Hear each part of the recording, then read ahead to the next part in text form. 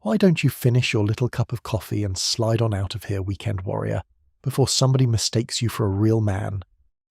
That's what the trucker at the end of the counter said, loud enough to bounce off every wall of Diablo's Roadhouse on Highway 60 just outside Globe, Arizona, on a hot, dry Tuesday afternoon in May.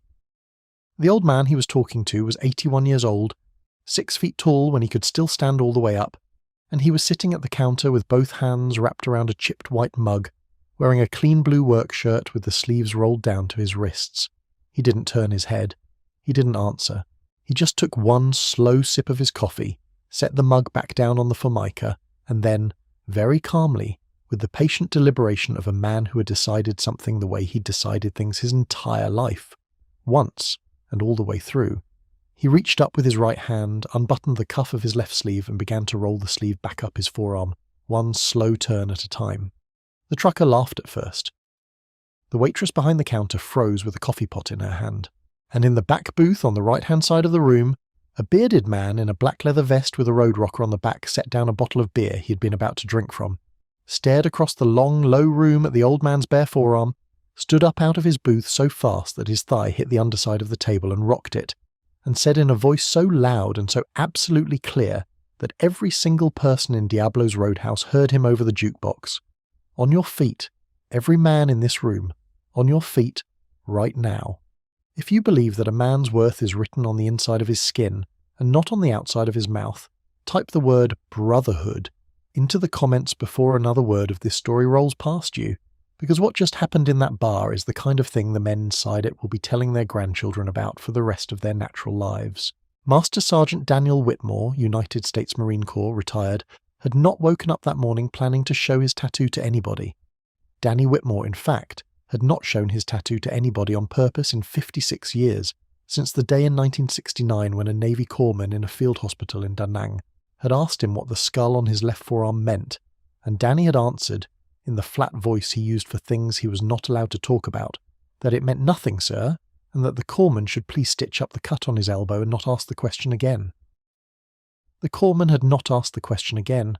Almost no one had asked the question again in the 56 years since. The men who would have known what the tattoo meant did not need to ask. The men who would not have known did not need to be told. Danny had spent the entire span of his adult life living by the simple, unwritten rule that the brothers of the Studies and Observations Group did not advertise themselves to anybody, anywhere, ever, not because they were ashamed of what they had done in the jungles of Laos and Cambodia, and the part of North Vietnam that was not supposed to exist on any map, but because the brotherhood of men who had run those missions had agreed, silently, in some unspoken way that all of them understood, that the work belonged to the work and not to the man who had done it. Danny had kept the rule for 56 years. He intended to keep it until he was in the ground. He had woken up that morning at 4:30 in his small house on the edge of Globe, Arizona. The house his late wife Patty had picked out for them in 1979 because she had loved the way the cottonwoods grew along the wash behind it, and he had made coffee in the percolator she had bought him for their 20th anniversary, and he had stood at the kitchen window in the dark and watched the first thin grey line of morning come up over the Penal Mountains, and he had said out loud the way he said it every May 12th for the last 56 years, "Bobby, brother, I'm coming to see you today." The drive to Diablo's Roadhouse was 22 miles. He took it slow because the truck was a 1988 Chevy Silverado that he had owned since it was new, and that did not appreciate being pushed past 55 anymore. And he took it slow because there was no rush, and he took it slow because the slow drive was part of the ritual, the way the coffee was part of the ritual, the way sitting at the counter for exactly 1 hour was part of the ritual, the way leaving a single dollar bill folded into a triangle under his coffee cup at the end of the hour was part of the ritual. Diablo's was where he had stopped, every May 12th for 53 years, since the day in May of 1973 when he had first found the place by accident, on his way back from a VA appointment in Phoenix, and had walked in and ordered a cup of coffee, and had looked around at the long low barroom with the dark wood and the old neon, and the worn-out leather of the booths in the back, and had felt, for the first time since he had come back from the war, like he was inside a building that did not require him to explain himself. He had come back the next May 12th, and the next, and the one after that. He came alone, he spoke to no one. He drank 1 cup of coffee, ate 1 piece of whatever pie was on the rotating glass stand at the end of the counter, sat for exactly 1 hour, paid in cash, left a triangle folded dollar under the cup, and went home. The waitress had changed 3 times over the years. The current one, a woman in her early 40s named Janelle, knew who he was without ever having been told. She had been pouring him coffee on May 12th since 2017. She had never once made him ask. He did not know that this morning was going to be different from all the other May 12ths. He did not know that a trucker named Hal Pickett had pulled his rig into the gravel lot of Diablo's Roadhouse 12 minutes before Danny had walked through the door. He did not know that in the back booth on the right-hand side of the room, a bearded man named Tank Hollister was sitting with 3 of his road brothers, drinking a beer he had only started drinking because the day was too hot, and the road from Phoenix had been too long, and that Tank Hollister had been carrying a creased black and white photograph in the leather wallet in his back pocket since he was 19 years old, looking at every old man's face he passed in every diner and gas station and bar in every state in the country, hoping for 50 years that the math of the universe would put him in the same room one day, with somebody who could tell him what had happened to his father. Diablo's Roadhouse had been on its stretch of Highway 60 since 1962.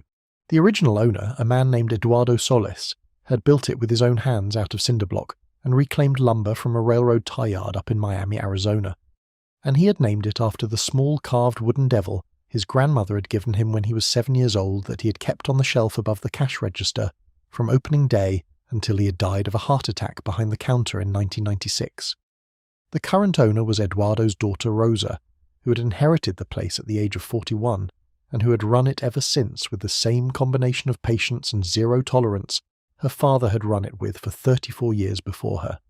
Diablo's was not a fancy bar.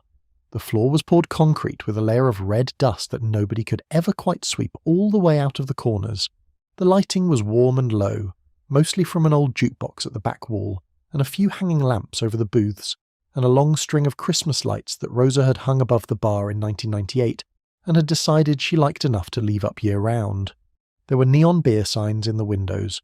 There was a stuffed jackrabbit with antlers glued to its head over the door to the bathroom that everybody in 3 counties knew was a joke, and that nobody had ever stolen because they all understood it was Rosa's joke, and Rosa was not the kind of woman you stole from. The patrons that Tuesday afternoon in May were the usual mix for a weekday. 2 retired ranchers playing dominoes at a table near the window, a woman in her 60s with a paperback novel and a glass of iced tea by the bathroom door, a young man in a hard hat eating a hamburger in the second booth, the 4 bikers in the back who had ridden in about 20 minutes before from the highway, and Hal Pickett at the far end of the counter, 2 stools down from the cash register, working on his second bottle of Bud Light and his first plate of jalapeno poppers. Hal Pickett was 46 years old, 6'4", 270 pounds, and he wore a black meshback cap that said, "Don't tread on me" across the front in white block letters. He drove a long-haul rig for an outfit out of Yuma. He had served 4 years in the Army National Guard between 1998 and 2002, had never deployed, had never seen anything that would have qualified by any honest definition as combat, and had spent the 23 years since his discharge gradually inflating those 4 uneventful years in the Guard into a war story that he told in bars to people he didn't know. He told it loud. He told it often. He had been telling Janelle a piece of it for the last 10 minutes when the bell above the front door of Diablo's Roadhouse rang once, and an old man in a clean blue work shirt walked slowly through it and made his way to the empty stool 4 spots down from where Hal was sitting. Hal looked up. Hal saw a thin old man with grey hair cut short and the careful, deliberate walk of somebody whose knees and back and shoulders had been doing the same job for too many years. Hal saw a man who was not going to be anybody important, and Hal Pickett, who had been waiting for an audience all afternoon and had been growing more and more annoyed that Janelle was not the right kind of audience for him, made the small, fatal decision in his head that the old man at the counter was about to be the right kind of audience, whether the old man liked it or not. He had no idea what he had just walked into the middle of. None of them did. The 4 bikers in the back booth had not even looked up when Danny walked through the door. The 2 ranchers were arguing quietly about a domino. The woman with the paperback was 3 pages into a chapter and was not paying attention to anyone. Rosa was in the back office doing payroll. Janelle was the only person in the room who looked up the moment the bell rang, and her eyes went straight to Danny's face, and her mouth made a small, soft shape of recognition, and she set down the bottle of ranch dressing she had been about to refill, and she walked the length of the counter and she had a chipped white mug full of black coffee in front of him, before he had even finished pulling the stool out and lowering himself onto it. "Mr. Whitmore," she said quietly. "It's good to see you again," Danny nodded. "Janelle." "Thank you, miss." She set a small plate of cherry pie next to the coffee without being asked. He nodded again. He wrapped both hands around the mug. He looked down at it the way a man looks at a candle in a church, and he closed his eyes for a moment, and his lips moved in something that was not quite a prayer, but was related to a prayer somewhere down in its bones, and that was the moment Hal Pickett decided to start talking. "Hey, old-timer! You look like you've been around the block a few times!" Danny didn't open his eyes right away. Hal raised his voice. "Hey, I'm talking to you, friend. The old man with the coffee. You hear me all right?" Janelle's hand tightened on the handle of the coffee pot she had picked back up. Danny opened his eyes slowly. He turned his head, just his head, and he looked at the trucker 4 stools down. His eyes were the colour of a thunderhead 2 miles out across the desert. That strange flat blue-grey that is not exactly blue and not exactly grey, and that does not move when you look at it. "I hear you, son. Good afternoon." His voice was quiet and even. Hal grinned. The grin was the grin of a man who had just been handed the audience he wanted. "You look like you might have done some time in uniform where you carry yourself. You serve, old-timer?" Danny picked up his mug. He took one slow sip. He set it back down. "I served." "Yeah? What branch?" "Marines." Hal's grin widened. He looked sideways at Janelle, at the ranchers playing dominoes, at nobody in particular, the way a man looks around for laughter that has not started yet. "Marines, huh? When did you get out?" 1983. "What years did you do?" 28 years. 28 years. So you would have gone in around, 55? Korea was over by then. So you missed Korea, and you got out before the first Gulf War. So that puts you in Vietnam, right? Danny did not answer. He took another sip of his coffee. Hal's grin started to thin out at the edges. He had been hoping for an easy answer he could use as the next step in the joke he was building, and the old man's silence was not cooperating with the joke. "You hear me, friend? I asked if you were in Vietnam." Danny set the mug down. "I heard you? Well, were you?" "I was? Doing what?" Danny looked at him for a long, slow moment. "Doing my job, son," Hal laughed. It was a short, sharp laugh that did not have any actual humour in it. The kind of laugh men use as a weapon when they have not got anything else handy. "Doing your job. That's a real specific answer, mister. You know what kind of guys give answers like that in bars? You know what kind of guys say they were just doing their job and won't tell you what unit and won't tell you what years and won't tell you what their job actually was. Stolen Valor guys, that's who. I've seen them on the YouTube. Sit at the end of the bar in their old veteran cap and act all mysterious and let everybody buy them drinks because they're some kind of tough guy. And then it turns out they were a cook in Fort Polk or they never even enlisted at all. I served 4 years in the Guard, old-timer. 4 years. I know what a real veteran looks like. And I'll tell you what a real veteran does. A real veteran owns it. A real veteran tells you his unit. A real veteran is proud of what he did. So why don't you finish your little cup of coffee and slide on out of here, weekend warrior, before somebody mistakes you for a real man? The bar had gone quiet. The 2 ranchers had stopped arguing about the domino. The woman with the paperback had set the book down on her lap. The young man in the hard hat had stopped chewing. In the back booth on the right-hand side of the room, the bearded man named Tank Hollister, who had not been paying attention to the front of the bar at all up until that moment, slowly turned his head toward the counter, and the 3 Road brothers sitting with him went still around him, the way men go still when they feel the air pressure change inside a building. Danny Whitmore sat very still on his stool. Both of his hands were still wrapped around the chipped white mug. The cherry pie sat untouched on its plate. The percolator hissed softly behind the counter. Outside, somewhere down the highway, a truck horn blew once and then was gone. Danny was not seeing the inside of Diablo's Roadhouse anymore. Danny was seeing a tree line in Laos in the green wet dawn of May 12th, 1969, on a slope above a river he was not supposed to have been near, looking down at a 6-man recon team that did not officially exist, on a mission that was not officially happening, in a country the United States was not officially in. He was seeing 5 other faces. He was seeing the squat, broad-shouldered shape of Sergeant First Class Robert Hollister, U.S. Army Special Forces, attached to MACV-SOG, Recon Team Idaho, on point, 20 meters ahead of the rest of the team, the sun just starting to come up behind him through the bamboo and the morning mist.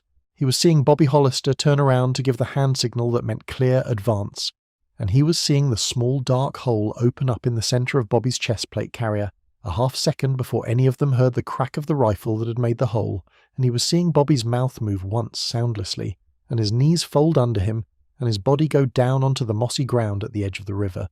He was seeing the next 47 minutes in his head, second by second, the way he had seen them every May 12th for 56 years. Danny Whitmore came back to the inside of Diablo's Roadhouse very slowly. He looked down at his coffee mug. He took one more slow sip. He set it down. He turned on the stool all the way around so that his body was square to Hal Pickett at the end of the counter. He spoke very quietly in the same flat, even voice he had been speaking in the entire time. "Son, I have not told another human being what my unit was in 56 years. I have not told my wife. I did not tell my son. I have not told a doctor at the VA, and I have not told the men I work with at the senior centre where I volunteer on Wednesdays, and I have not told the boy who delivers my newspaper, and I have not told Janelle here, who has been pouring me coffee on this date for the last 9 years. I do not tell people, because the men I served with agreed, a long time ago, that we would not.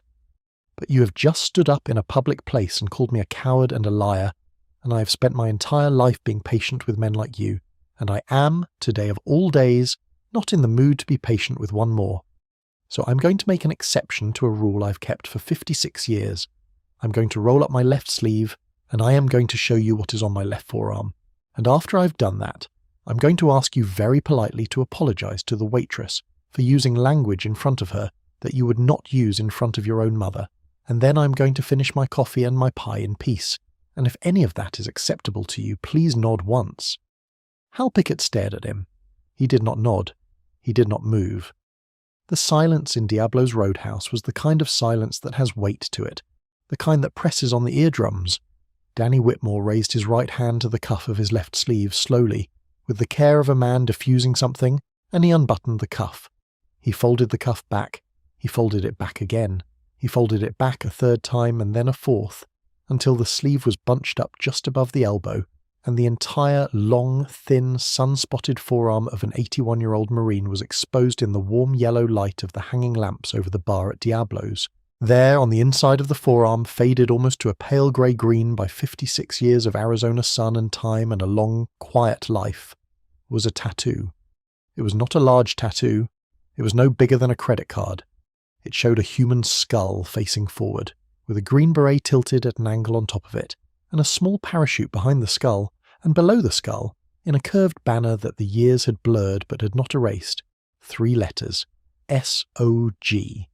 Hal Pickett did not understand what he was looking at.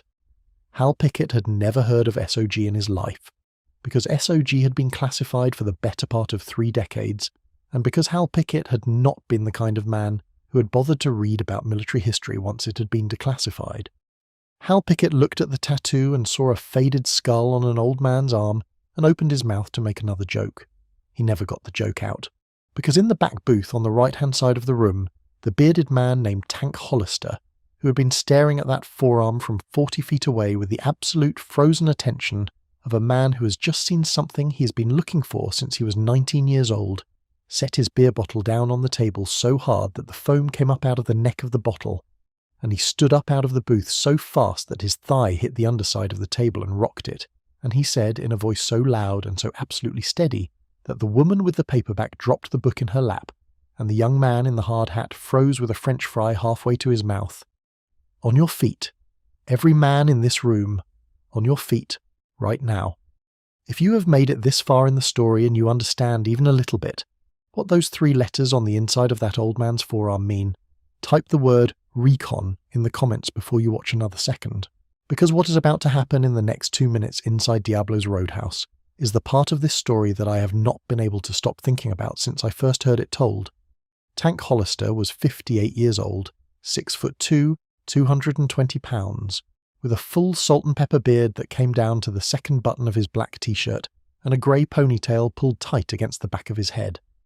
He wore a black leather vest with the road rocker of the Iron Brotherhood Motorcycle Club on the back, and under the rocker, in smaller stitched letters, the words, Veteran Chapter. He had been the road captain of the Arizona chapter of the Iron Brotherhood for 19 years. He had served 7 years in the United States Army in the 1980s and early 1990s, had deployed to Panama in 1989, and to the Persian Gulf in 1991, and had come home with all his fingers and toes and most of his hearing and a small bronze star he kept in a sock drawer in the back of his closet. He was, by every measure that mattered to the men who knew him, a hard man, and he was, by every measure that mattered to the people who loved him, a gentle one. Tank Hollister had carried the same creased black and white photograph in the leather wallet in his back pocket since he was 19 years old.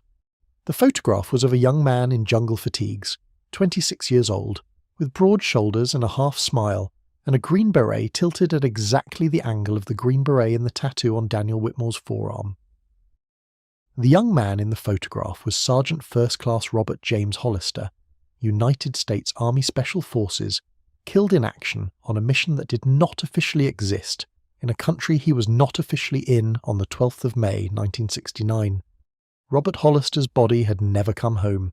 He had been listed by the Department of Defense for 33 years as missing in action and presumed dead, and then in 2002 he had been quietly redesignated as killed in action, body not recovered, on the basis of testimony given in a closed hearing by a man whose name had been redacted from the public version of the record. Tank Hollister had requested the unredacted version of that record every year, in writing, on his father's birthday for the last 23 years. He had been told every year that the unredacted version was still classified. He had stopped expecting it to be declassified. He had not stopped looking at faces. He looked at the faces of every old man he passed in every diner and gas station and rest area and bar in every state he rode through, year after year, mile after mile, because somewhere out there, he believed with the patient stubbornness of a son who had loved a father he barely remembered, was the man who'd been in that closed hearing in 2002, and that man would have a face, and Tank Hollister had decided long ago that if he ever saw that face in the same room as himself, he was going to know it on sight. He had not expected to know it by a tattoo on a forearm in a roadhouse on Highway 60 outside Globe, Arizona, on a hot Tuesday afternoon in May.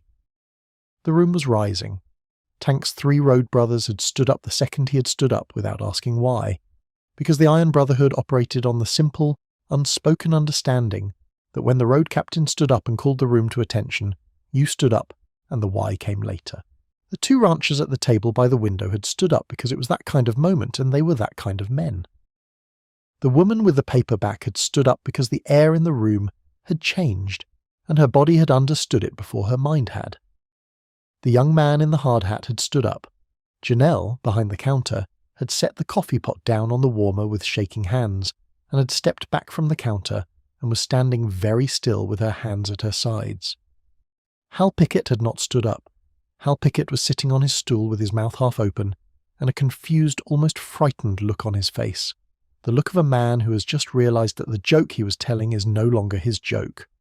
Tank Hollister walked the length of the barroom slowly, between the tables, past the booths, his boot heels making a slow, even sound on the concrete floor under the red dust.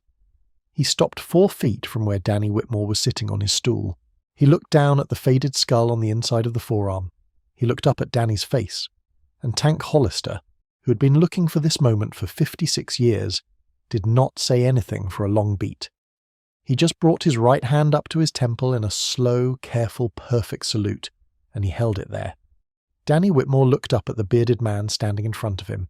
He looked at the ponytail and the leather vest and the steady right hand at the temple, and he did the small thing with his eyes that men of his generation did when they were trying to see somebody's father in somebody's face.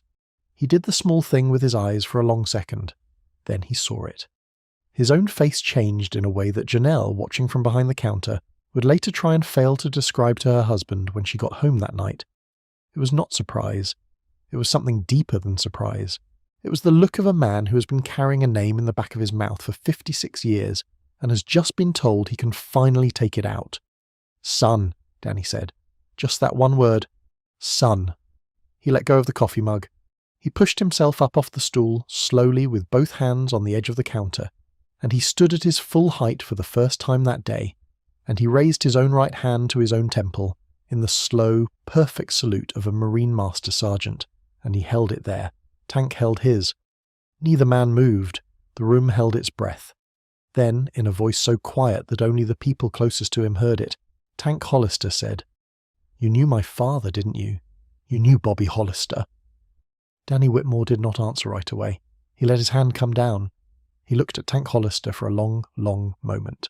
And then he said, in the same quiet, even voice he had been speaking in the entire time, "Son, I was the last man on earth to see your father alive.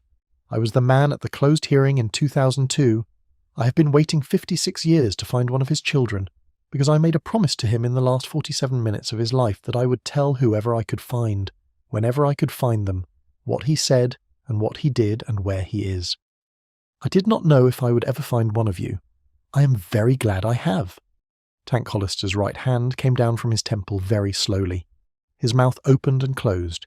His chest rose and fell once hard, the way a chest does when it has been holding something in for a long time and is suddenly being asked not to.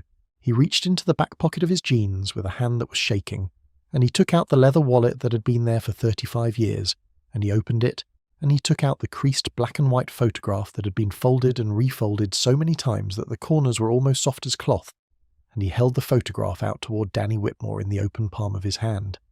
Danny took the photograph. He looked at it. His eyes filled slowly, the way a glass fills under a slow tap. "Bobby," he said very quietly to the photograph in his hand. "Brother, I found one of yours. I told you I would, and I have." Behind Tank Hollister, the bar of Diablo's Roadhouse was silent, and the 4 men of the Iron Brotherhood, and the 2 ranchers and the woman with the paperback and the young man in the hard hat were all standing, and Janelle was crying, and Rosa had come out from the back office at some point during the last 60 seconds, and was standing in the doorway of the office with one hand pressed flat against the doorframe and her other hand over her mouth, and Hal Pickett was the only person in the building who was still sitting down, and he was sitting like a man who had been turned to stone halfway through a sentence he was no longer ever going to be allowed to finish. Tank Hollister sat down on the stool next to Danny. He did it slowly, the way a man sits down at the edge of an open grave. He did not speak. He did not need to. Danny Whitmore put the photograph face up on the Formica counter between them, and laid his fingertips on the edge of it for a moment, the way a man touches a thing he's about to give back. Then he began to talk. He talked quietly, just to Tank, in the low, even voice of a man delivering a message he had been carrying for half a century and could finally set down. He talked about Recon Team Idaho. He talked about the 6 men on it and the 2 indigenous Montagnard scouts who had walked point and slack on the day in question. He talked about the river they had not been supposed to be near, and the slope above the river and the bamboo in the morning mist. He talked about the way Bobby Hollister had been on point that morning by his own choice, against the rotation, because the man whose turn it had been was running a fever, and Bobby had said quietly that he would take the slot, the way Bobby always said quietly that he would take the slot, because Bobby was the kind of man who took the slot. He talked about the small dark hole in the chest plate carrier and the half-second of silence before the crack of the rifle. He talked about the 47 minutes after that. He talked about how the team had pulled Bobby down off the slope into a small depression behind a fallen tree, and how the corpsman had worked on him for 12 of those 47 minutes before Bobby had reached up with his left hand and grabbed the corpsman's wrist and shaken his head once. Gently, the way a man tells a doctor that the doctor can stop now. He talked about how Bobby had asked, in a voice that was already fading, for Danny to come close, and how Danny had come close, and how Bobby had used the last strong breath in his body to say 4 sentences out loud, in order, slowly. He told Tank what those 4 sentences were. He told him the first sentence was about Tank's mother, and the second sentence was about Tank himself, who had been 3 years old at the time, and who Bobby had not seen in person in 10 months. He told him the third sentence was a message for any of his brothers in the Special Forces who might one day be in a position to hear it, and that Danny had carried that third sentence in his head for 56 years, and was going to give it to Tank now in trust, to do with as he saw fit. He told him the fourth sentence had been 3 words long, and Danny said the 3 words quietly into the air between them, and Tank Hollister's whole face came apart. He talked then, more quietly still, about where Bobby was. He talked about the small clearing where the team had buried him, against orders, against doctrine, against everything they had been trained to do, because they had not been able to bring his body back across the border, and they had not been willing to leave him on top of the ground for the jungle to take. He talked about the GPS coordinates, which had not existed in 1969 but which Danny had walked back into the closed hearing in 2002 and had put down on a piece of paper in front of 3 men with redacted names, and about the small cross of 2 pieces of bamboo that the team had lashed together with parachute cord and pushed into the ground over the spot, and about the tin pendant of a saint that Bobby had worn on a chain around his neck since the day he'd enlisted, and that Danny had unhooked from the chain and pressed into the dirt at the base of the bamboo cross before the team had moved out. He told Tank that the tin pendant was probably still there. He told Tank that Bobby had been a good man, the best man on the team, and that the team had loved him, and that the only reason any of the rest of them had made it back across the border alive that day was because of decisions Bobby had made in the first 10 seconds after the bullet had come through the bamboo. He told Tank Hollister, finally, the thing that Tank Hollister had wanted to know for 56 years, without ever being quite able to ask the question out loud, that his father had not been afraid at the end, and that his father had not been alone. Tank Hollister sat on the stool with the photograph of his father on the counter in front of him, and tears running freely down both sides of his beard, and the 4 Road brothers of the Iron Brotherhood standing in a quiet, protective half-circle behind his back, and he listened to all of it, and he did not interrupt once. And when Danny was finished, Tank reached out across the counter with one big hand, slowly, and laid it on top of Danny Whitmore's small thin one, and he said, "Master Sergeant, thank you. Thank you. I have been waiting my whole life for this. Thank you. If you're still watching this, and if any part of this story has reached the place inside you that stories like this are meant to reach, type the word homecoming into the comments right now, because the next part of what happened in Diablo's Roadhouse is the part that turned a private grief into a public reckoning, and I want you to be there for it." Hal Pickett had not moved during any of it. Hal Pickett had been sitting on his stool 4 spots down the counter, listening to a story he had not been invited to listen to, and had not earned the right to listen to. And somewhere in the middle of the part about the bamboo cross and the tin pendant, the inside of Hal Pickett's chest had begun to do something he had not felt it do since he was 9 years old at his own grandfather's funeral. He was crying. He was crying without making any sound, with his mouth slightly open and his eyes very wide, and the tears were coming down his face one at a time and dripping off his chin onto the front of his t-shirt and onto the Formica counter in front of him, and he did not seem to know that he was doing it. Danny Whitmore turned slowly on his stool. He looked at Hal Pickett. The look on his face was not anger. It was not even close to anger. It was the look of a man who had buried more friends than most men ever met, and who had decided a long time ago that anger was a luxury he could not afford to spend on people who did not understand what they were saying. "Son." Hal Pickett looked up. "Sir," Hal said. The word came out hoarse. It was not the word he had used 20 minutes earlier. It was a different word entirely. The word a man uses when he has just understood that he has been standing in a room he had no business standing in and talking about things he had no business talking about. "Sir, don't, son. Don't say it yet. I'm going to talk for a moment, and then you can talk if you want to. Is that all right?" Hal nodded. "I do not know you. I do not know what your life has been. I do not know what brought you to this bar today, and I do not know what made you decide that an old man drinking coffee at the counter was somebody worth saying those things to. I am going to assume, because I have lived a long time, and because I have seen a lot of men, that there is something inside you that is hurting in a way you have not been able to figure out how to talk about, and that the way you handle the hurt is by getting loud at strangers. I am not telling you that to insult you. I am telling you that because I have seen a lot of young men do the same thing, in a lot of different bars, in a lot of different decades, and almost every single one of them underneath the loud was a man who was lonely and angry about being lonely, and ashamed about being angry, and louder about the shame. If any part of that is true about you, son, I want you to hear me say this, and I want you to take it home with you tonight. There is no shortcut to being the kind of man you wish you were. There is no jacket, and there is no cap, and there is no story you can tell at a bar that will get you there. The only way to get there is to find one person in this world who needs you to be brave for them, and to be brave for them every day, for the rest of your life. That is the whole secret. I learned it from a man named Bobby Hollister, who is buried under a piece of bamboo 8,000 miles from here, and whose son is sitting on the stool right next to me, hearing his father's voice for the first time since he was 3 years old. I am giving you the secret for free. What you do with it from here on out is between you and your own conscience. Go home, son. Apologize to the waitress on your way out. Drink a glass of water. Sleep on what you heard in here today. And the next time you see an old man at a counter in a bar, leave him alone unless you're walking up to ask him if he needs anything." Hal Pickett stood up from his stool. His legs shook.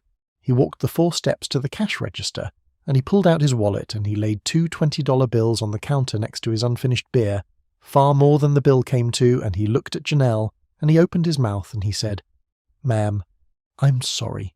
I'm sorry for the language, and I'm sorry for what I said, and I'm sorry that you had to be in the room while I said it. I will not be back in this bar. Thank you for the food." Janelle nodded just once, and did not say anything, because she did not trust her own voice. Hal Pickett walked out of Diablo's Roadhouse without looking at anyone else. The bell over the door rang once when the door closed behind him.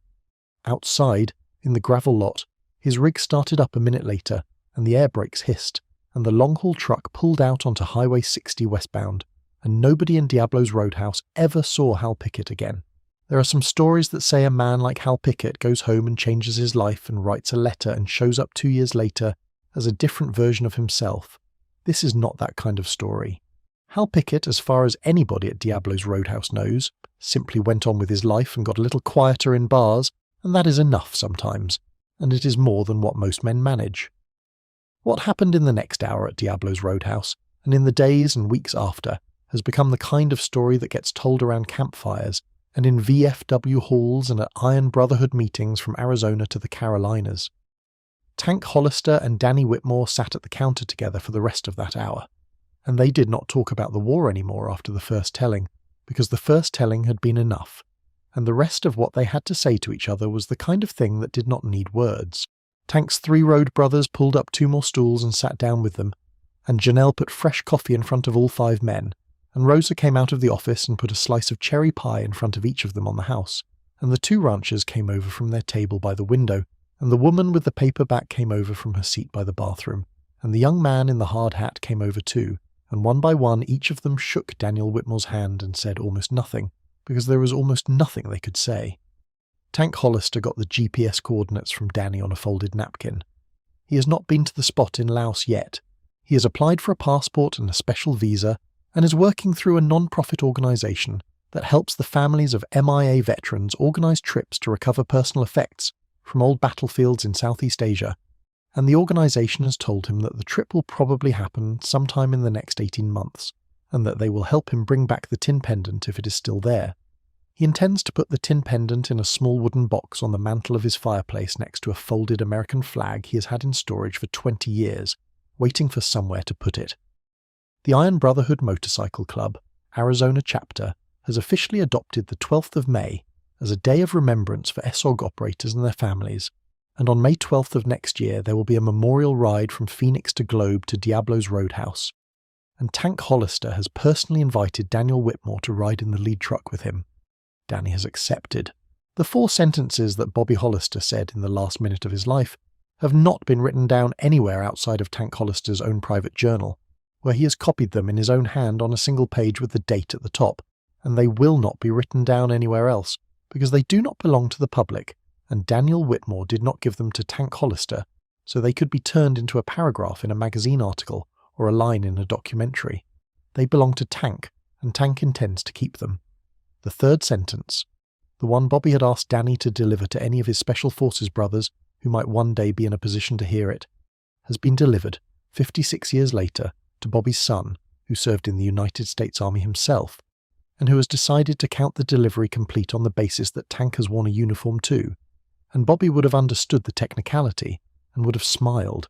Daniel Whitmore drove home from Diablo's Roadhouse that evening at his usual slow speed in his 1988 Chevy Silverado. The desert air was cooling as the sun went down behind the Pinal Mountains, and the long shadows of the saguaros stretched east across the highway in front of his headlights, and the radio in the truck was off because the radio in the truck had been off since 2017 when Patty had died, and Danny had decided that the silence was better company than the noise. He pulled into the gravel driveway of his small house on the edge of Globe at 20 minutes past 7. He sat in the cab for a long minute with the engine off, the way he always did, and he listened to the small evening sounds of his neighbourhood, a dog barking 3 houses down, the ticking of his cooling engine, the dry rattle of the cottonwood leaves along the wash behind the house. He thought about the tattoo on his forearm.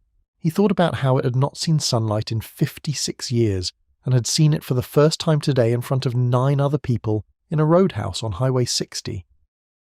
He thought about the way Tank Hollister's face had come apart when the 3 words at the end of the 4th sentence had landed. He thought about Bobby Hollister, lying on the wet moss at the edge of a river in Laos in 1969, looking up at him with the small, calm half-smile that Bobby had always smiled when things were at their worst, telling him without telling him that it was all right now, and that the rest of the team should keep moving, and that Danny should remember the GPS coordinates, because somebody, someday, was going to need them. He thought about the tin pendant in the dirt at the base of the bamboo cross. He thought about how it might still be there. He thought about how it might not. He thought about how it did not, in the end, matter very much, because the part of Bobby Hollister that mattered had come home today, on the inside of a son's chest in a roadhouse outside Globe, Arizona, and the dirt and the bamboo and the tin pendant were just the dirt and the bamboo and the tin pendant. Daniel Whitmore got out of the truck. He limped slowly up the 3 steps to his front door. He let himself in. He turned on one lamp in the living room. He stood for a moment in the soft yellow light, alone in the house his wife had picked out for them in 1979, and he said out loud, the way he had said it every May 12th for 56 years, but with something different in his voice this time, something lighter. "Bobby, brother, we had a good day today. If this story has reached you the way it reached me, I want you to do 4 things before you click away. Subscribe to this channel, because there are more stories like this one every week and you do not want to miss the next one. Share this story with one person in your life, a son, a brother, a friend at work, who needs to be reminded that the quiet old men in the corners of bars and counters and waiting rooms are not what they look like on the outside. Light a candle tonight, if you are the kind of person who lights candles, for the men of the Studies and Observations Group, whose names most of you have never heard, and whose work was done in countries that did not officially exist, on missions that did not officially happen, in service of a country that did not officially know they were there. And the next time you walk into a bar or a diner or a gas station, and you see an old man at the counter, alone, drinking a cup of coffee and not looking at anybody, leave him be, unless you can think of something kind to say. Because 9 times out of 10 that man is sitting at that counter on the anniversary of something, and the anniversary is heavier than you can possibly imagine, and the kindest thing the world can offer him in that moment is to let him drink his coffee in peace. Until next time, God bless our veterans, and God bless the men whose names we will never know.